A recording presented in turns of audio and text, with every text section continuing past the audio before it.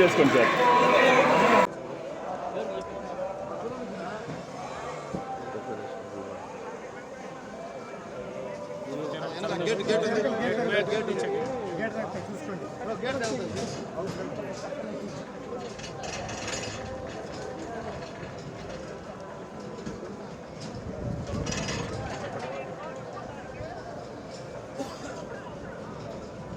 Sir एक minute sir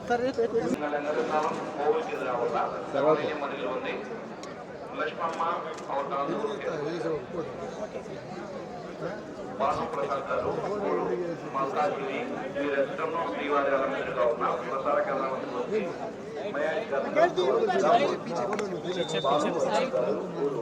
Malkajgiri ఈ restaurant శ్రీవారి మీదుగా ఉన్న ప్రసార కేంద్రం వచ్చి మహేష్ గారు సంతోషంగా కోరుచున్నాము.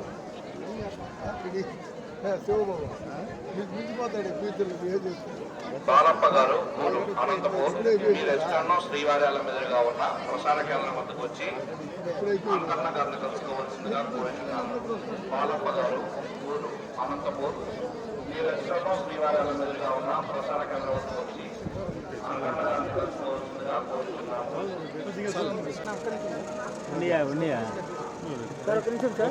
అంటే ఈ పక్కన వస్తుంది.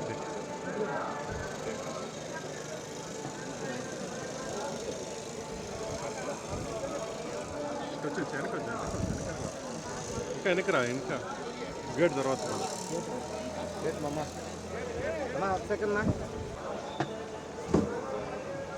ఇట్రా 1 సెకండ్ నా రాకం సెట్ లేదు.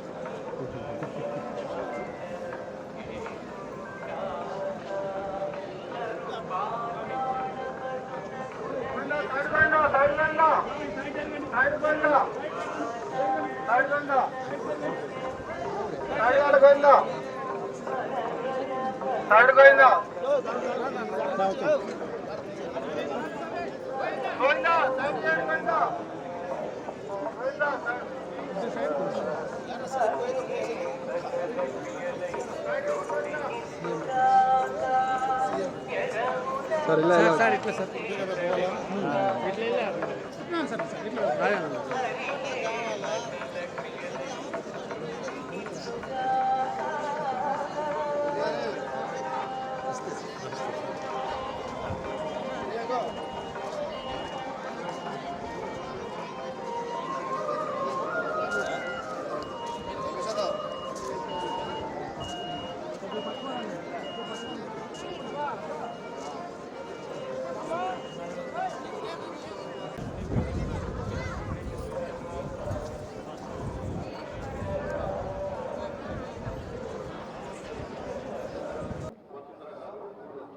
ఈరోజు ముఖ్యంగా వెంకటేశ్వర స్వామి దగ్గరికి రావడం కారణం ఏంటంటే, నేను ఎలక్షన్లో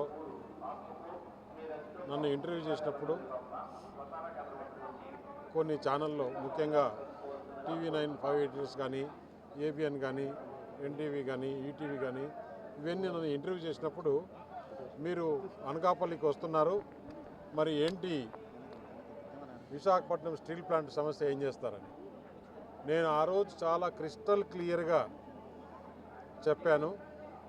ఎప్పుడైతే నాకు అనకాపల్లి సీటు అనుకున్నానో ఆ రోజే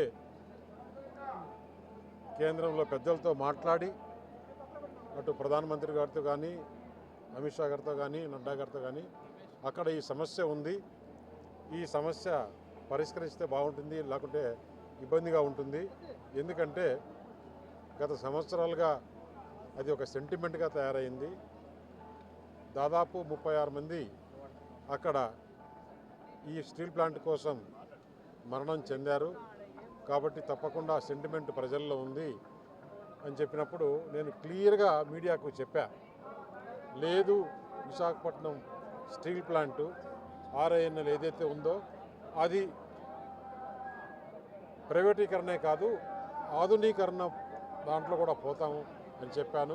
అది ఏదైతే నిన్న క్యాబినెట్లో క్లియర్ అయిపోయి నిన్న అనౌన్స్ చేశారో నా ముక్కు ఉండింది వెంకటేశ్వర స్వామికి.